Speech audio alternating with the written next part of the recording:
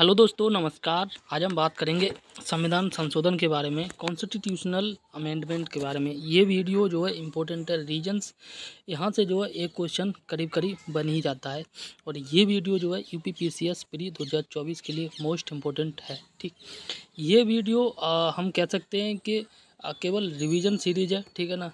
अगर आपने पहले सारा कुछ पढ़ रखा है तो इस वीडियो को ज़रूर देखना। ठीक, कोशिश करें 1.5 या 2x स्पीड पे इसे देखें, जिससे कि कम समय में और अधिक से अधिक आपका जो कंटेंट हो जाए। ठीक, इसके साथ इससे पहले के जो भी पार्ट आए आप प्लेलिस्ट में जाके वीडियो को देख लेना।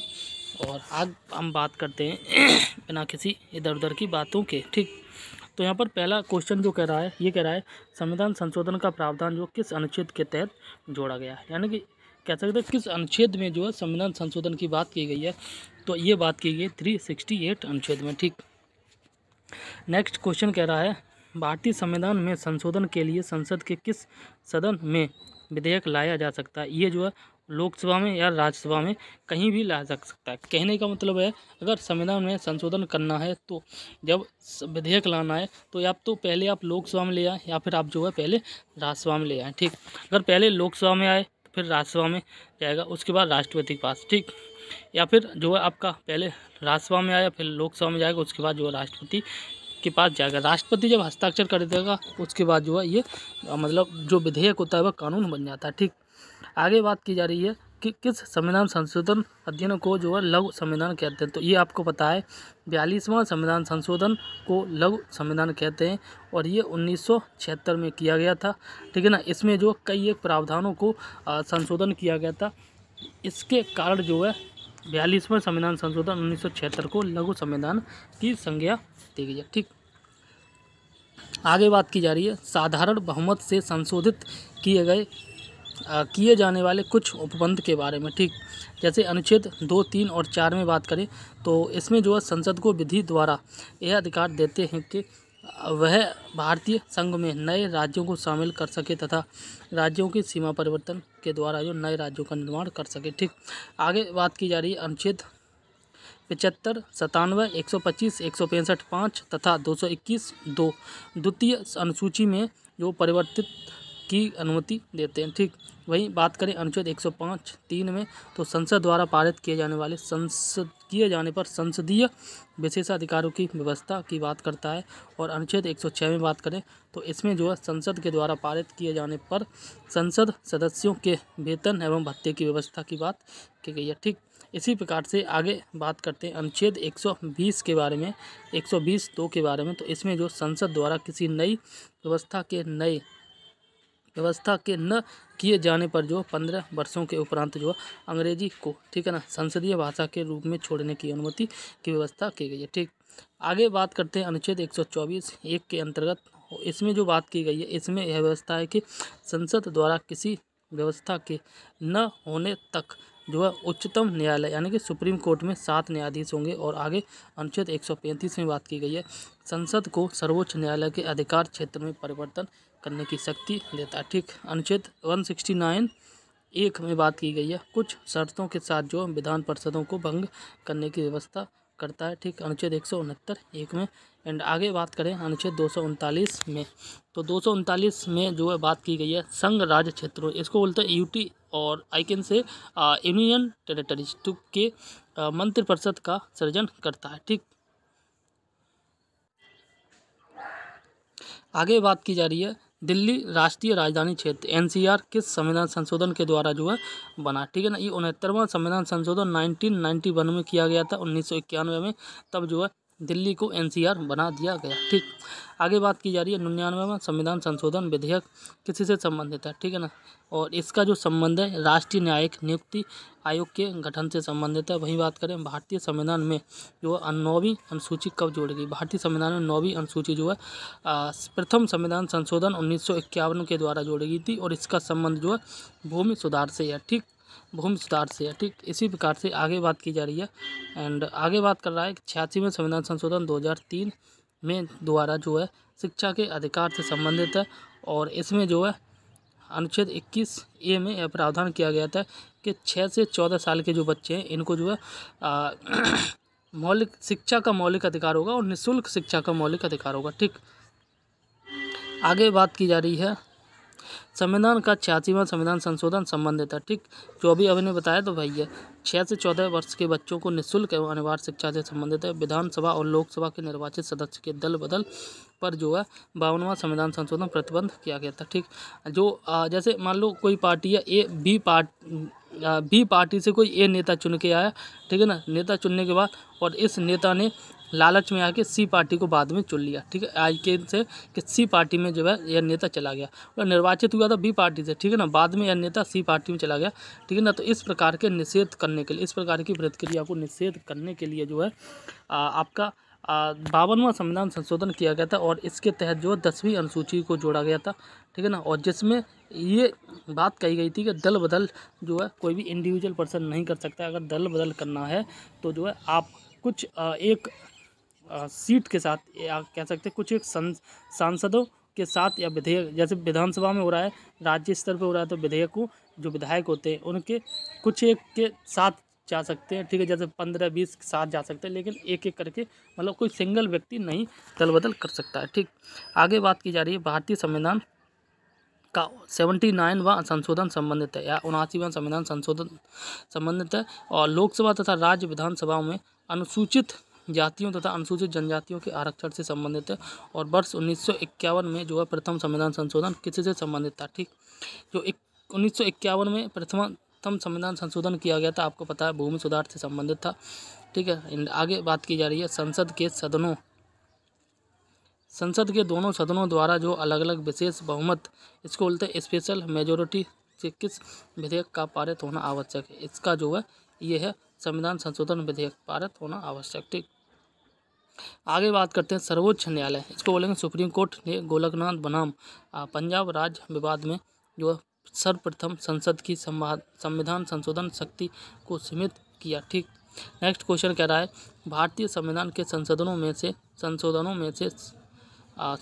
संविधान के संशोधनों में से संशोधन किस संशोधन के द्वारा जो केंद्रीय मंत्रिमंडल के आकार का लोकसभा की कुल सदस्य संख्या का 15% तक सीमित कर दिया गया था। ठीक, तो ये भी जो बात की गई है, ये 91वें संविधान संशोधन में बात की गई है कि लोकसभा में जो केंद्रीय मंडल होता है, कह सकते हैं कि कैबिनेट मंत्री होते हैं, जो लोकसभा के कुल सदस्य का 15% से अधिक नहीं होगा। ठीक है ना, लोकसभा के मान लो 100 सदस्य का 15% 15 हो गया और 15 सदस्य जो है कैबिनेट मंत्री बन सकते हैं। ठीक है ना, वहीं दिल्ली की बात करें, दिल्ली में यह बात की गई है 10%। ठीक है ना, कुल सदस्य होंगे उसका 10% सदस्य हुआ कैबिनेट मंत्री बन सकते हैं। ठीक, आगे बात की जा रही है विशेष बहुमत और राज्यों के अनुसमर्थन द्वारा होने वाले संशोधन के अंतर्गत आने वाले विषय के बारे में। ठीक, अनुच्छेद 54 की बात की गई है, राष्ट्रपति का चुनाव निर्वाचन होता है। अनुच्छेद 55 में बात की गई है राष्ट्रपति के निर्वाचन की प्रक्रिया से संबंधित। अनुच्छेद 73 में बात की गई संघ की कार्यपालिका शक्ति का विस्तार और अनुच्छेद 162 में बात की गई है राज्यों की कार्यपालिका शक्ति का विस्तार से और अनुच्छेद 241 में बात की गई है संघ राज्य क्षेत्रों के लिए उच्च न्यायालय के बारे में। ठीक, भाग 5 और अध्याय 4 में जो है संघ की न्यायपालिका में बात की गई है और भाग 6 और अध्याय 5 में जो है राज्यों के उच्च न्यायालय मतलब हाई कोर्ट की बात की गई है। ठीक, एंड नेक्स्ट भाग 11 और अध्याय 1 में जो संघ व राज्य के बीच विधायी संबंध के बारे में बात की। अनुसूची 7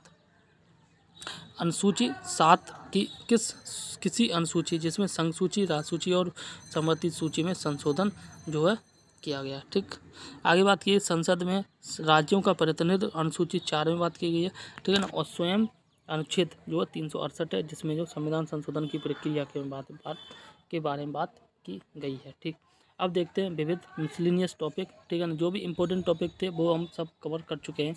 ठीक है ना, अब जो मिसलिनियस टॉपिक है यहाँ से भी कई बार क्वेश्चन बन जाते हैं, तो आइए देखते हैं। इसमें भी राष्ट्रपति एवं उनका कार्यकाल से संबंधित। ठीक है ना, तो जैसे जीवन काल यहाँ नाम दे रखा है जीवन काल, ठीक है ना, कार्यकाल और जो है ये विशिष्ट तथ्य। कहने का मतलब है अब तक के कौन कौन व्यक्ति राष्ट्रपति बना है। ठीक है ना, और वह राष्ट्रपति कब तक रहा। ठीक, इसमें जनरली ये पूछा जाता है कि जो राष्ट्रपति प्रथम कौन था, ठीक है ना, द्वितीय कौन था, और कई बार इनके कार्यकाल में जो स्पेशल कुछ प्रोविजंस या कुछ घटना घटी हैं उनसे संबंधित क्वेश्चन पूछा जाता है। ठीक, तो पहले हम बात करेंगे, सबसे पहले जो है राजेंद्र प्रसाद रहे थे राष्ट्रपति, ठीक है ना। इसके बाद डॉक्टर सर्वपल्ली राधाकृष्णन, उसके बाद जाकिर हुसैन, फिर बराह वेंकटरमण, ठीक है ना। और ये मोहम्मद हिदायतुल्लाह, ये दोनों कार्यवाहक राष्ट्रपति थे, ठीक। दूसरे चौथे जो राष्ट्रपति ये बराहगिरी वेंकटगिरी, ठीक है ना। पाँचवें फखरुद्दीन अली अहमद, और छठवें जो BD जत्ती, ये कार्यवाहक रहे। फिर छठवें जो है नीलम संजीव रेड्डी, सातवें ज्ञान सिंह जैली, आठवें जो आपके वेंकट रमण, ठीक है ना। इसी प्रकार से नौवें जो आपके शंकर दयाल शर्मा, ठीक। और 10वें KR नारायण, 11वें डॉक्टर APJ अब्दुल कलाम, 12वें प्रतिभा देवी सिंह पाटिल, और 13वें प्रणब मुखर्जी, 14वें जो आपके रामनाथ कोविंद, और अभी वर्तमान में जो है 15वें राष्ट्रपति, इनका नाम आपको पता ही है, श्रीमती द्रौपदी मुर्मू जी, ठीक। इनके कार्यकाल भी आप देख लेना। अब बात करते हैं भारत के मुख्य न्यायाधीश के बारे में। इसमें सबसे इम्पोर्टेंट है कि प्रथम कौन था और वर्तमान में कौन है, ठीक। तो जो सुप्रीम कोर्ट के जो मुख्य न्यायाधीश हैं, ठीक है ना, उसके बारे में बात करते हैं, ठीक है। तो यहाँ पे आप देख सकते हैं, तो पहले कौन थे, ये थे हीरालाल जेकानिया, इंपॉर्टेंट है। दूसरे आप देख सकते हैं M पतंजलि शास्त्री, तीसरे मेहर चंद्र महाजन, ठीक। चौथे जो BK मुखर्जी। अब जो है हम अंत में देख लेते हैं, अंत में कौन है। देखो अभी जो है आपके, एक सेकंड, 47 में ये बुक आपको पता है कि पुरानी है, ठीक है ना। ये 47th जो CJI है, इनका नाम है शरद अरविंद बोबड़े, ठीक है ना। अभी जो आपके 50वें CJI हैं, इनका नाम पता है आपको DY चंद्रचूड़। तो DY चंद्रचूड़ को वर्तमान में जो इनको याद कर लेना, बाकी को जो हीरालाल जेकानिया जो प्रथम थे, इनको याद कर लेना, ठीक। अब बात की जा रही है भारत के मुख्य निर्वाचन आयुक्त के बारे में, ठीक। तो इसमें हम बात करें तो ये प्रथम जो मुख्य निर्वाचन आयुक्त थे, इनका नाम था सुकुमार सेन, दूसरे थे KVK सुंदरम, तीसरे थे SP सेन वर्मा, ठीक है ना। इसी प्रकार से अगर हम आगे वर्तमान की बात करें तो आपको पता है ये आपके राजीव कुमार है। सुनील अरोड़ा पहले थे, बट अभी राजीव कुमार, ठीक है ना। और आगे देख लें, यहाँ पर कुछ विशेष इंपॉर्टेंट पॉइंट दे रखा है कि देश की प्रथम महिला निर्वाचन आयुक्त ये श्रीमती VM रमा देवी थी, ठीक है, कार्यवाहक के रूप में थी। और देश के प्रथम मुस्लिम मुख्य चुनाव आयुक्त, इनका नाम है आप देख सकते हैं शहाबुद्दीन याकूब कुरैशी, ठीक। आगे अगर बात करें तो भारत के प्रधानमंत्री के बारे में बात की गई है। तो सभी को पता है भारत के प्रथम प्रधानमंत्री जवाहरलाल नेहरू थे, और जो है वर्तमान में आपको पता है मोदी जी हैं, ठीक। दूसरे प्रधानमंत्री की बात करें तो गुलजारी लाल नंदा थे। एक मिनट,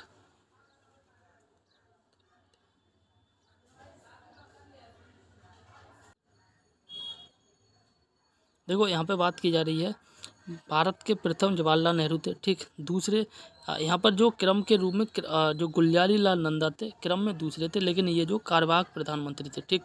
इसके बाद अगर हम वैसे बात करें पूर्णकालिक तो जवाहरलाल नेहरू, फिर जो आपके ये लाल बहादुर शास्त्री, ठीक है ना। इसका क्रम बस याद कर लो, बाकी वर्तमान में आपको पता ही है कौन है, ठीक। आगे बात करते हैं संक्षिप्त विश्लेषण। यहाँ पे बात की जाए प्रथम प्रधानमंत्री आपको पता है जवाहरलाल नेहरू थे, इनका कार्यकाल 1947 से 64 तक रहा था, ठीक। सबसे लंबे समय तक प्रधानमंत्री रहे जवाहरलाल नेहरू, 17 साल तक करीब।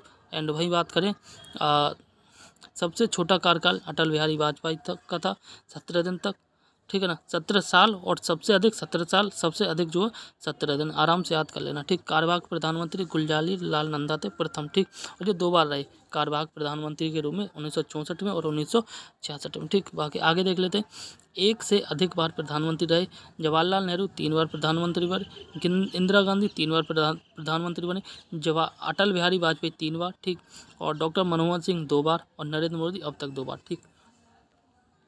आगे बात की जा रही है राज्यों के लिए विशेष प्रावधानों से संबंधित अनुच्छेदों के बारे में। जैसे अनुच्छेद 371 की अगर बात करें तो यहाँ पे आप देख सकते हैं कि महाराष्ट्र तथा गुजरात राज्यों के लिए विशेष प्रावधान की बात की गई अनुच्छेद 371 में। यहाँ से क्वेश्चन बन जाता है कई बार, ठीक है ना।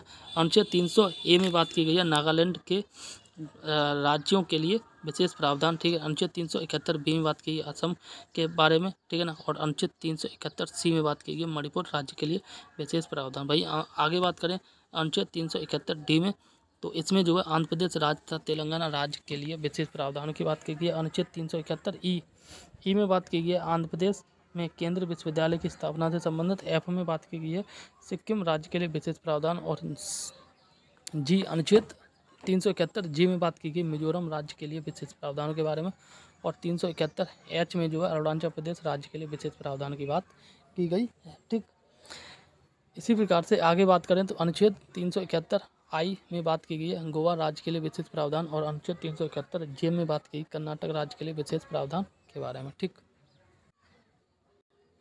आगे बात की जा रही है जनजातीय क्षेत्रों के बारे में, ट्राइबल एरियाज के बारे में।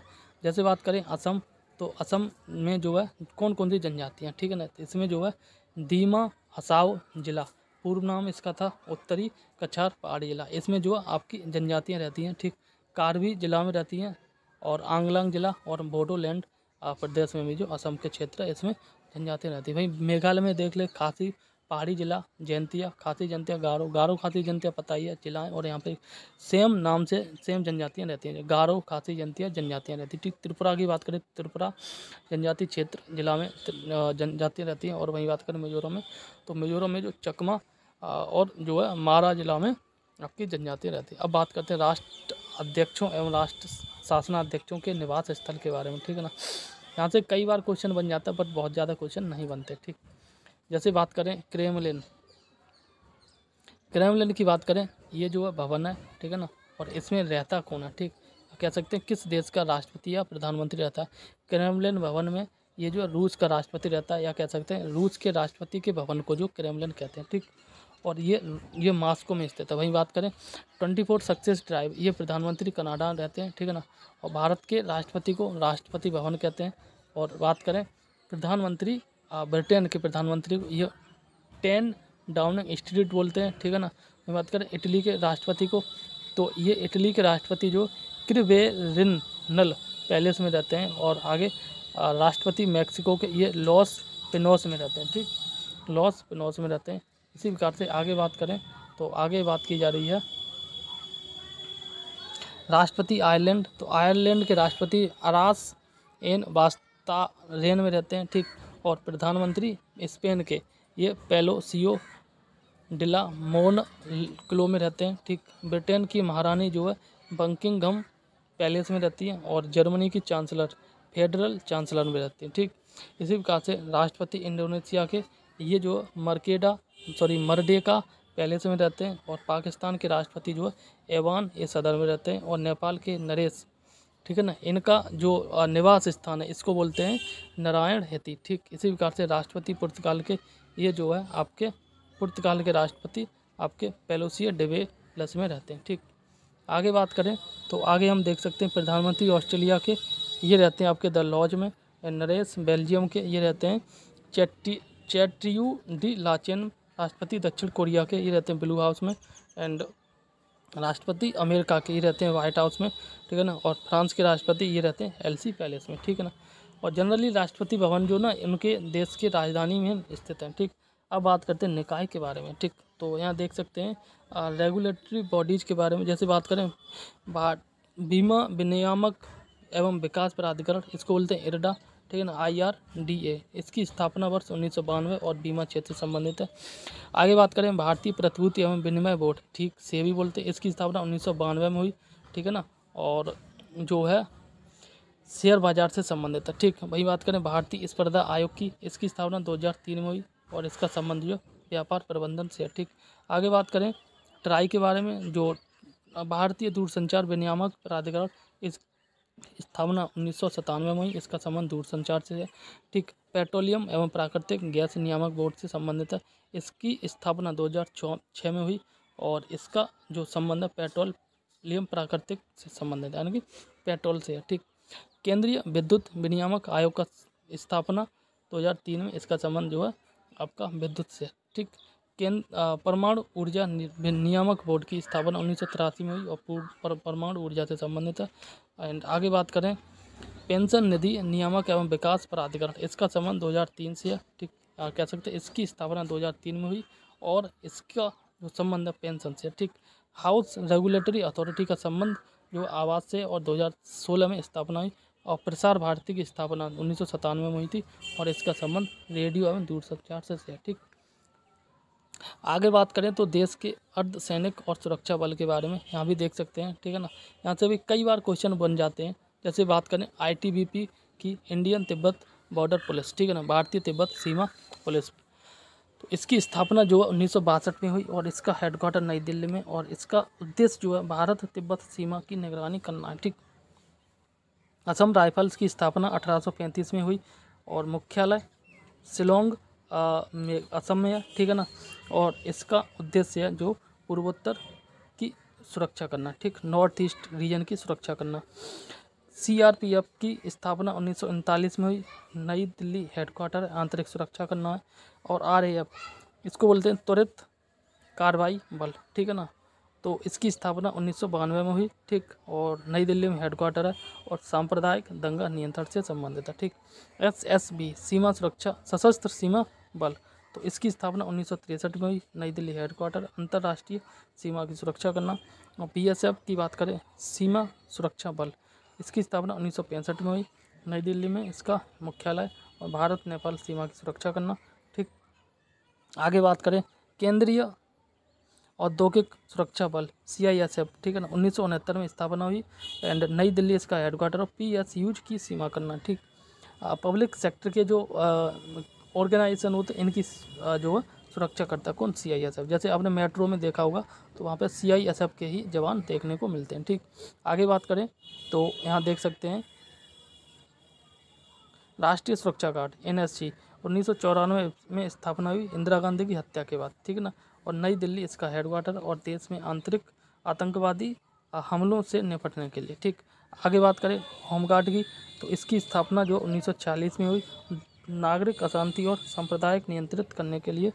और आरपीएफ रेलवे सुरक्षा बल, इसकी स्थापना 1957 में हुई, नई दिल्ली हेडक्वार्टर है और रेल यात्रियों रेलवे से संबंधित है, ठीक।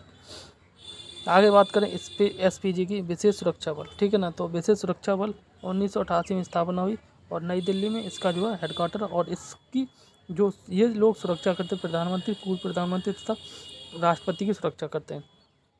मरीन कमांडो फोर्स मार्कोस बोलते हैं 1987 में स्थापना हुई, नौसैनिक बल से संबंधित है, ठीक। देखो जनरली सभी के सभी जो हेडक्वार्टर जो आपके नई दिल्ली में, ठीक है ना, केवल एक एआर असम राइफल्स का हेडक्वार्टर जो आपका शिलोंग है, बस इतना याद कर लो, बाकी को जो भी आए उसको नई दिल्ली में ही लगाना, ठीक। अब बात करते हैं देश प्रमुख देशों के नागरिक सम्मान के बारे में। जैसे बात करें अमेरिका का सर्वोच्च नागरिक सम्मान जो है इसका नाम है the presidential medal of freedom, ठीक है ना। ब्रिटेन का सर्वोच्च नागरिक सम्मान है जॉर्ज क्रॉस। इसी प्रकार से फ्रांस का सर्वोच्च नागरिक सम्मान है the Legion de Honour. And आगे बात करें तो ये है कनाडा का सर्वोच्च नागरिक सम्मान, इसका नाम है द ऑर्डर ऑफ मेरिट, ठीक। इसी प्रकार से बेल्जियम का सर्वोच्च नागरिक सम्मान है Order of the Crown. Mexico का सर्वोच्च नागरिक सम्मान है the Order of Aztec Eagle. And Japan का सर्वोच्च नागरिक पुरस्कार है Order of the Rising Sun, ठीक।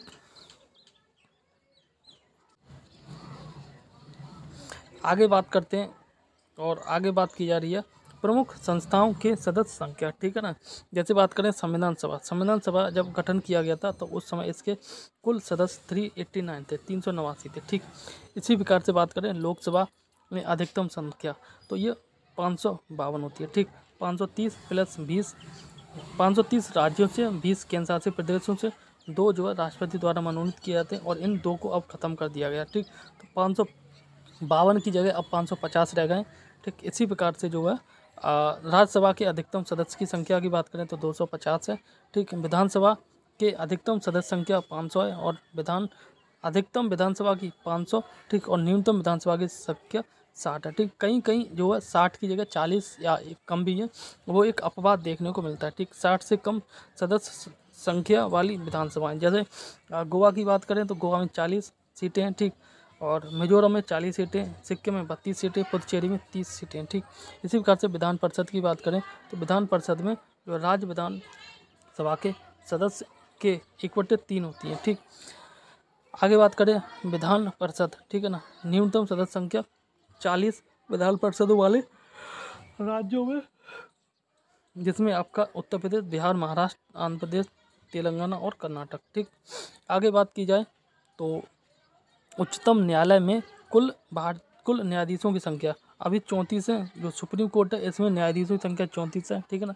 33 + 1 है 33 बाकी के सारे न्यायाधीश हैं, और एक जो है CJI बोले तो चीफ जस्टिस ऑफ इंडिया, अभी वर्तमान में 50वें नंबर के, इनका नाम है DY चंद्रचूड़। ठीक, आगे बात की जा रही है लोकसभा में सर्वाधिक सदस्य संख्या वाला राज्य। ठीक, तो ये जो आपका उत्तर प्रदेश में लोकसभा की सीटें जो 80 हैं, राज्यसभा की सीटें 31 हैं। ठीक है ना। एंड आगे बात करें उत्तर प्रदेश में विधानसभा की सीटें 403 है। ठीक है ना। और विधान परिषद की सीटें जो है ये आपकी 100 हैं। ठीक, लोकसभा में न्यूनतम सदस्य संख्या वाले राज्य जो एक सदस्य मिजोरम, नागालैंड, सिक्किम एवं सभी केंद्र शासित प्रदेश जिसमें दिल्ली, दादरा व नगर हवेली तथा दमन व दीव का छोड़कर। ठीक है ना। एंड आगे बात करें राज्यसभा में जो है सर्वाधिक सदस्य संख्या वाला अधिक संख्या वाला सदस्य उत्तर प्रदेश है, जिसमें राज्यसभा की सीटें 31 हैं। ठीक, और न्यूनतम संख्या वाले राज्यसभा वाले राज्य इसमें एक सदस्य संख्या यानी एक सीट है गोवा में, नागालैंड में, मणिपुर में, त्रिपुरा, मेघालय में। ठीक, इसके बाद सिक्किम में, मिजोरम में, अरुणाचल प्रदेश में और पुदुचेरी में। ठीक, इन सभी राज्यों में राज्यसभा की केवल एक सीट है। ठीक, 8वीं अनुसूची में भाषाओं की संख्या 22 है। वर्तमान में 22 भाषाएं 8वीं अनुसूची में शामिल है। मूल संविधान में 14 भाषाएं शामिल थी, और जिसमें जो है 14 और 8 22 यानी कि 8 भाषाओं को विभिन्न संविधान संशोधन करके विभिन्न समय में जोड़ी गई। जैसे पहला जो संविधान मतलब पहली बार जोड़ी गई थी सिंधी भाषा। ठीक है ना। उसके बाद जब दूसरी बार जोड़ी गई थी नमक, 3 भाषाएं जोड़ी गई थी। ट्रिक है नेपाली, मणिपुरी, कोंकणी, और तीसरी बार जो है 4 भाषाओं को जोड़ा गया था, जिसमें BDMS ट्रिक है, और फिर ऐसे याद कर लो DBMS डेटाबेस मैनेजमेंट सिस्टम। ठीक है ना। और इसी को भाषाओं से हम कनेक्ट करेंगे तो इसमें आप हो जाएगा डोंगरी, बी से हो जाएगा बोडो। ठीक है, DB और M से होगा मैथिली, और चौथा S से हो जाएगा संताली। ठीक, आगे हम बात करते हैं, आगे बात की जा रही है। अच्छा, इसी को देख लेते हैं। 22 भाषाएं, मूल संविधान में 14 भाषाएं थी, बाद में अलग अलग संविधान संशोधन पर करके इन भाषाओं को शामिल किया गया। ठीक, गणपूर्ति कोरम के लिए आवश्यक सदस्य संख्या लोकसभा, राज्यसभा, विधानसभा, विधान परिषद 1/10 होता है। इसका मतलब होता है कि लोकसभा, राज्यसभा और आपका विधानसभा, विधान परिषद में कि जो बैठक तभी संभव है जब जो कुल सदस्य संख्या या कुल निर्वाचित सदस्य संख्या निर्वाचित है, और उसका जो है आपका 1/10 जब तक प्रेजेंट नहीं होंगे तब तक जो है सदन प्रारंभ नहीं होगा। ठीक।